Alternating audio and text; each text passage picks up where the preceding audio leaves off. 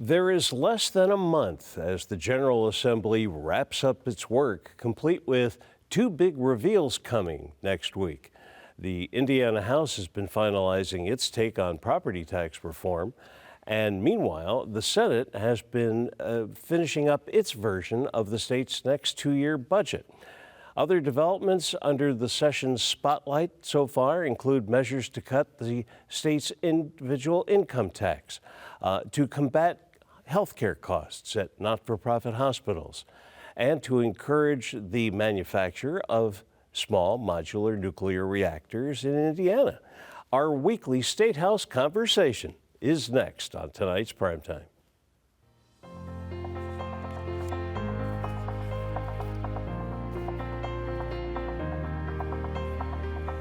And good evening, I'm Bruce Haines. With us this week are 79th District Republican State Representative and House Majority Floor Leader Matt Lehman and 81st District Republican State Representative Martin Carbaugh.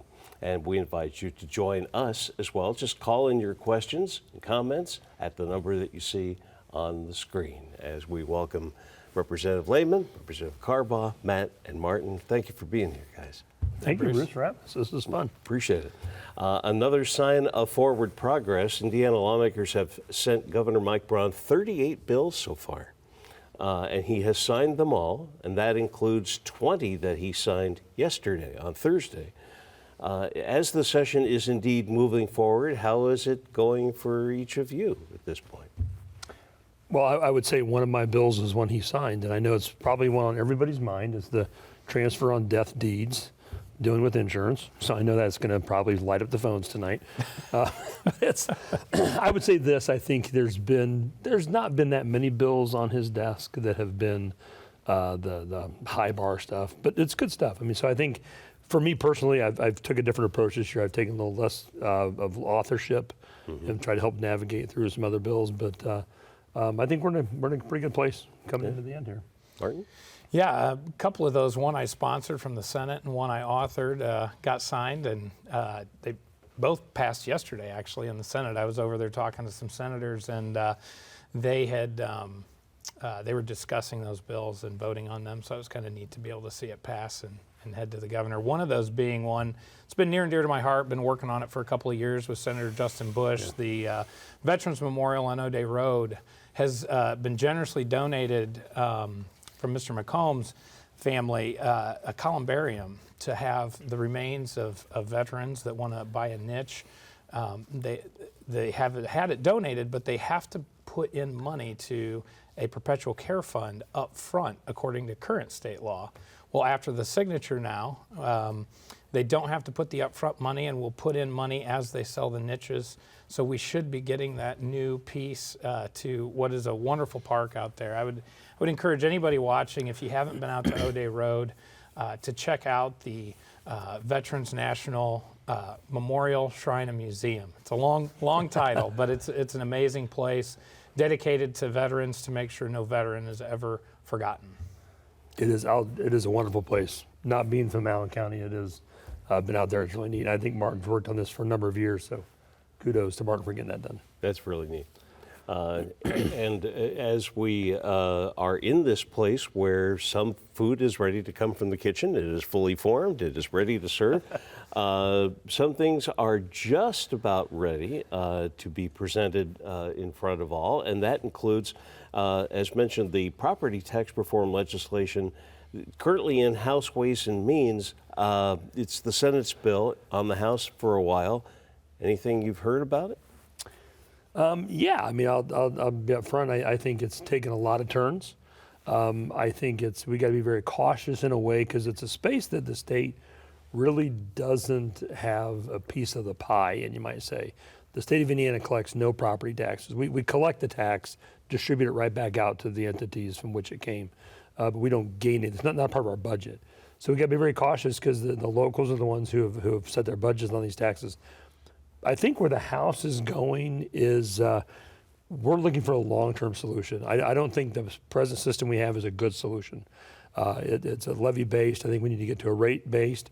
I think what Chairman Thompson has done is put in place not that immediate reform that some people were crying for, but I do think you're going to see a majority of Hoosiers will see their tax rate go down in 26. And then I think going forward from there, I think you'll continue to see some better response to those tier ones or ones and twos that are in those tax cap sections. So I think long term we're going to get to a good place when it's all said and done. Mm-hmm.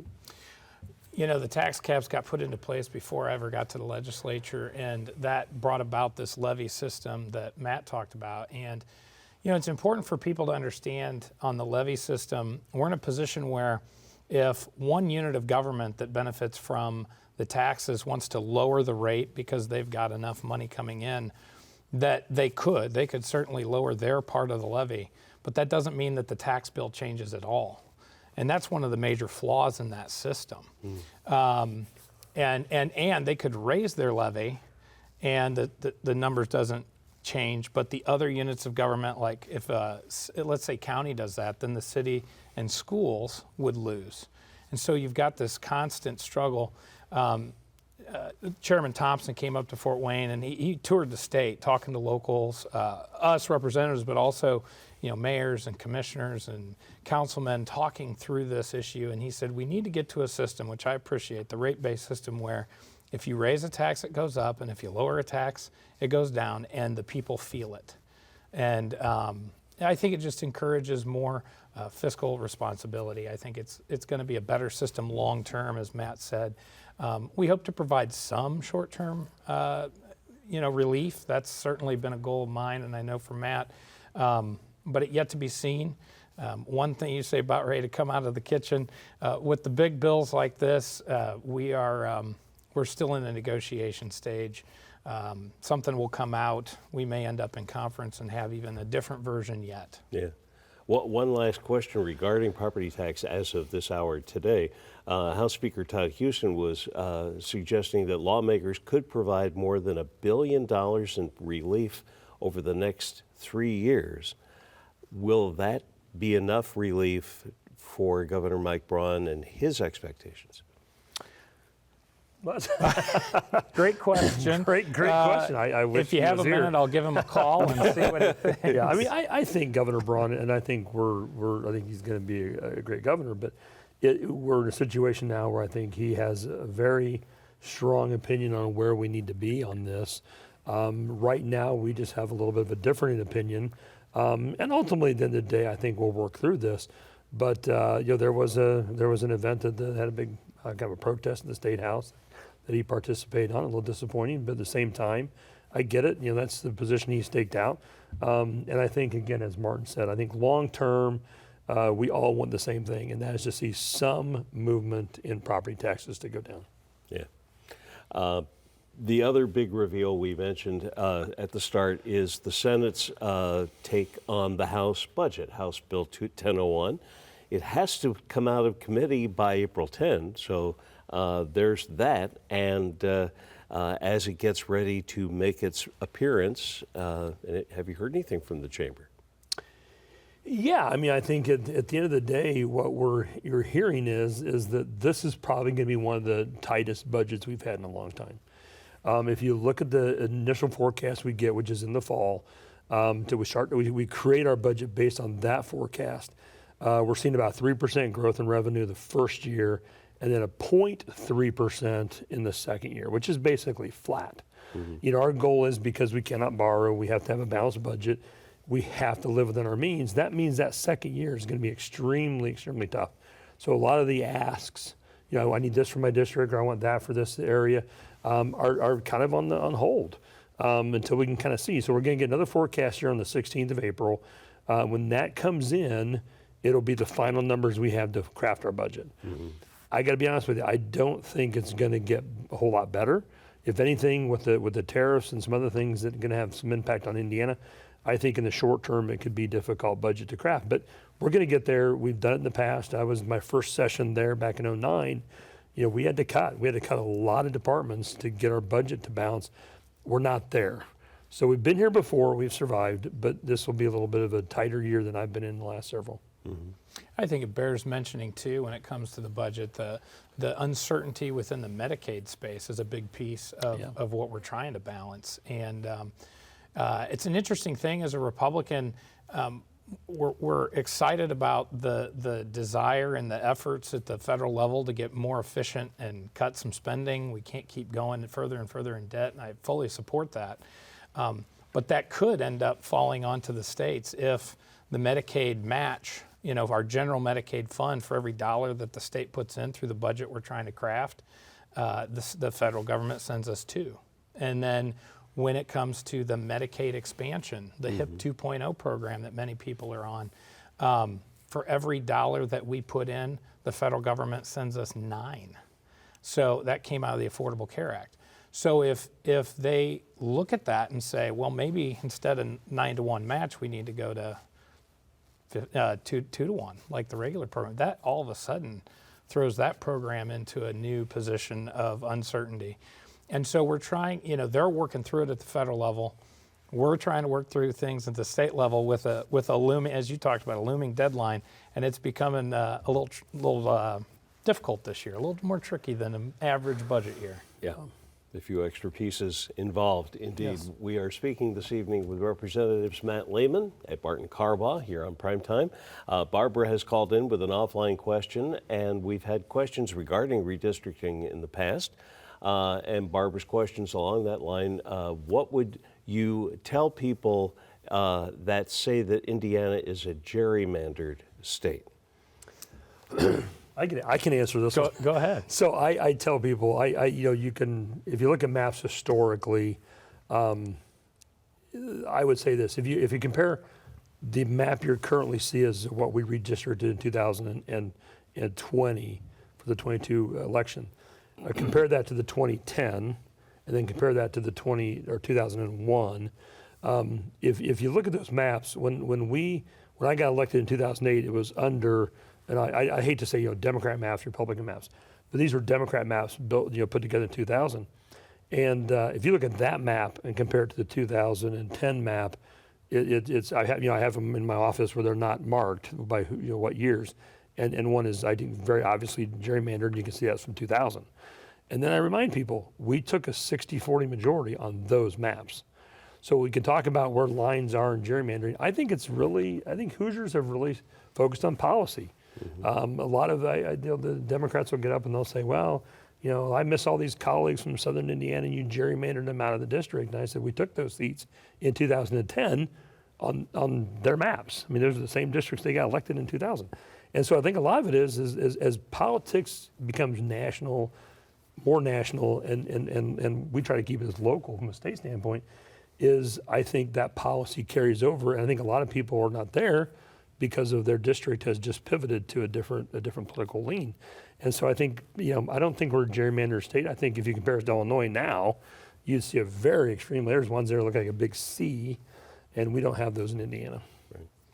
Yeah, Barbara, I appreciate that question. I've gotten that question a lot over the years and had good conversations about gerrymandering, what that means, and what a district should look like. And the first evidence that I would point to is that after the 2020 census and we got onto the new maps that we're currently on, there was no legal challenge to those maps. And when you look at other states around the country, you saw lots of legal challenges that ended up getting challenged once or twice or 3 times, and courts have to end up making maps, and a mess in some of these states where ours were accepted and could have fully been challenged and never was. So I think that's a credit to the team that put them together. And then I think when you draw the maps in any state, what should a district look like? Should it look like a balanced political district, or should it look like a community of interest, which are 2 very different things? Sometimes you got to draw the funny lines, and not that Illinois is trying to make politically balanced districts, but sometimes you have to draw things a little more oddly to try to get to a 50-50 type district in areas where it's heavily one way or another, Republican or Democrat. To me, you want to put communities of interest together where somebody's representing that community. You don't have a bunch of competing interests where it's almost hard to represent that community because it's so divided, so to speak. So it's an interesting question. It's always a good discussion when I've had to have those one-on-one with folks over the years. Barbara, thank you very much for that question. Martin, let me stay with you for a moment because one of the bills that is still perhaps baking or is setting on the counter waiting for the next step, perhaps House Bill 1004. A bill to combat the rise in healthcare costs at nonprofit hospitals. What's the background on that and the status of things? Well, the background on that bill, Bruce, is that Indiana constantly ranks as one of the most expensive states for hospital pricing. And so we at the legislature have really tried to tackle it in different ways over the years. We've put pressure on our hospitals to relook at their pricing structures. We've seen some movement, some positive movement. I want to give credit where credit's due on that. Not quite to speed that we want to see. And what I hear, I had meetings at work today, and one of my clients came in and said, thank you for putting some pressure on the hospitals and going after them, because our constituents are feeling the pinch when they're getting medical bills. So that's kind of the background of where 1004 came from. Where it's at, it's in the Senate. It's passed the Health Committee.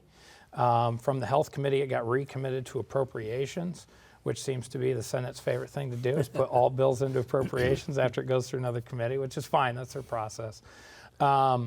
But I haven't gotten clear direction as to where it's going to go. The way it came out of the House, we were looking at a couple of different things. The prices that the hospitals charge for facility fees. The facility fees are where we see the biggest problem. Doctor fees were actually really low, but when the facility fees are very, very high. So we're looking at phasing in a cap on facility fees, but then also the overall bill matters, and that's where the bill sits today anyway, is that if they would charge over 300% of Medicare, which they tell us that the break-even part or point for Medicare is about 150%. So this is twice the cost of their cost. If they would go over that, then they would lose their state not-for-profit status and have to pay property taxes, income taxes. The goal is not to make that happen. The goal is to actually get the prices down. So we'll see. The Senate's got a little more sensitivity on different parts of that bill. It'll be interesting to see where we actually end up at the end of the day. Here's a money question for Mr. Lehman, which follows some other legislation from, say, 1 to 2 years ago, I think, Matt. When the State and Local Tax Review Commission was formed, there was this focus on eliminating maybe the state's individual income tax. And now there's legislation involved to perhaps lower that tax rate in Senate Bill 451. I think you're connected to that. Yes, I was one of the sponsors in the House on that. And it's basically to continue what we've done in the past, which is if we have the means to do this, we want to continue to work towards a lower tax rate. I was never one who was like, the whole thing axe the tax and things like that, because you have the same with property taxes. You have people like, we shouldn't have any property taxes. You have to find a balance in the taxing system. So you want to make sure governments can be efficient and effective and not go beyond their means, but at the same time, you have to have that balance. So I think income tax is something that, again, you're competing for jobs, you're competing for industry. If that piece of the puzzle needs to tick down, I think that bill kind of sets us on that stage. Mm-hmm. I want to go to James's question offline because it also connects to something that is well-timed within the body of the show. James is asking about how much support nuclear power may have today than it did, say, 20 years ago. Both of you are connected with bills regarding the manufacture, the use of these small modular nuclear reactors. So I thought the timing of you both being here on this topic, and James is just moving it. Let's talk now about this. Martin, let's start with you. What's the state of things? Well, I don't know what the popularity was 20 years ago to directly answer your question, James, but I will say that much more research has gone into the safety aspect, which I think has brought people's attention to it, and the cleanliness. I mean, we are looking for clean energy. Nuclear is a very clean source of power, a very reliable source of power. One of the challenges with clean energy up to date is the reliability factor. States that have gone too far into the solar and wind reliance have experienced some rough, turbulent times when that power is less reliable. And so we want to be a leader in this space in the state of Indiana and want to see these nuclear power plants pop up and provide needed services as we receive in our communities more of these data centers that are so energy dependent. It's going to be critical that we have reliable power, and we can't rely just on the sun and the wind. And coal, whether we like it or not, and I've always been an all of the above on energy policy person, but based on federal regulations and federal bills that have passed over the years, coal is still moving out, and so we have to have a reliable replacement for that, and nuclear seems to be the way to go. Mm-hmm. Yeah, I mean, electricity is created when something burns. So something's got to heat, and you got to flip a switch and it's got to light up. And I think if you look at the world around us, I said this from the House floor, we are one of the most heavily producers, America is the heaviest producer of nuclear energy. But the mix in our platform of energy consumption, we're one of the lowest of the developed nations. France is 70% nuclear. South Africa is, I think, 60 or 70% nuclear. And we're like 20. I think we got to get more on the grid. And to James's question, it's a great question, James. It's, 20 years ago, I think you still had that remnants of Chernobyl, and you had what was happening in Japan, and even 3 Mile Island still kind of reared its head at times. I think with the technology where we're at today and where the safety is today, I remember I toured the plant up in Michigan, and if you ask them what happens if a 747 hits this building, and the answer was it's going to be a really bad day for the 747 because these things are very secure. They're very strong and they're very safe. And I think it is a very reliable energy that we can utilize heavily into the future. So one procedural question, there's House Bill 1007, there's Senate Bill 424, essentially the same, because 424 apparently is one of those bills that Governor Braun has now signed. So is 1007 still in play? I think there's parts of 1007 that are still maybe necessary, and those may find a home somewhere else. But I think overall, it's both of those are getting to the same thing, and that is, one, making sure we're also incentivizing the movement towards that. So we are, as Martin said, we're not so reliant on maybe solar or wind, but it's part of the mix. And so I do think with the data centers coming in, the timing is absolutely perfect.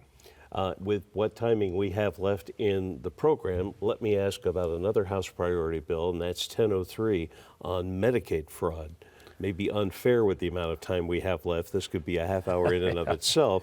But as most things, where are we now with 1003?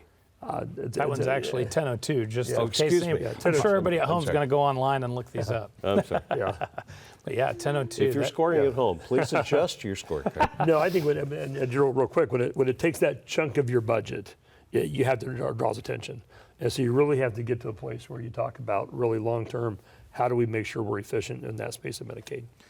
Yeah, 1002 is a really important bill because it's going to connect agencies that can review people's qualifications for it. I mean, we're coming out of the COVID era still when you talk about the HIP 2.0 program and the Medicaid system when it deals with health insurance. We didn't, for good reason, didn't want to kick people off in the middle of that situation. But that's led to people being on it that probably didn't need to be on it because they had other options. The HIP 2.0 program is a very good program, very good insurance, and so there's a desire to keep it if I'm not going to get kicked off. And we just have not had good systems set up to verify. It's been more of a self-verify, self-report system, and so we just need to make sure, do you qualify income-wise? Let's verify that with the Department of Revenue. Let's take a look at the other systems that we have, Department of Workforce Development, and see where people are at. And just, it's the old Ronald Reagan trust but verify. Yeah. And we need to start verifying. And it's important to get that. And some folks may need to move off the program if they don't qualify. But that's going to save the program for those who really need the program. And that's important too. Final minute. You each have 30 seconds. What else is being followed, or what are your expectations in these final throes of April? It's all budget and property taxes. That'll be the focus to the last day. There's other issues out there that I'd say are ancillary. Those are going to be the ones you're going to focus on. That'll be the things we deal with on the last day.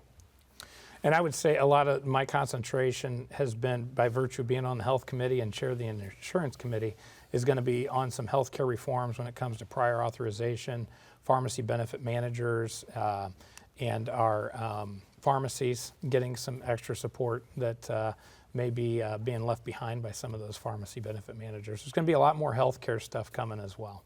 Okay. And quickly, the over-under on ending by April 25th. Maybe. You heard it here. I take the over every time we make an early prediction. I'm taking the over, and I hope I'm wrong every time.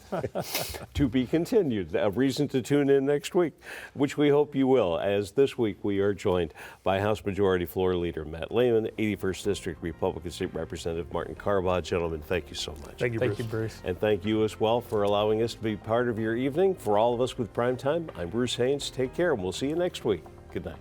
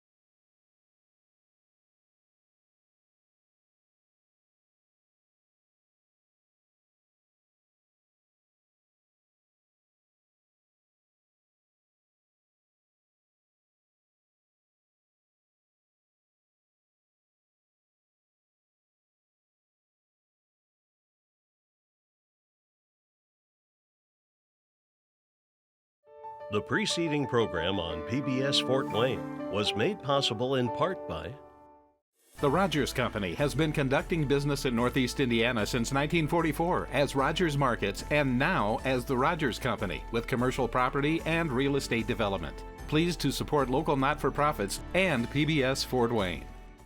The Regional Chamber of Northeast Indiana advocates for world-class infrastructure, a competitive business climate, 21st century talent, and rural investment. One region, one voice. NEINadvocates.com.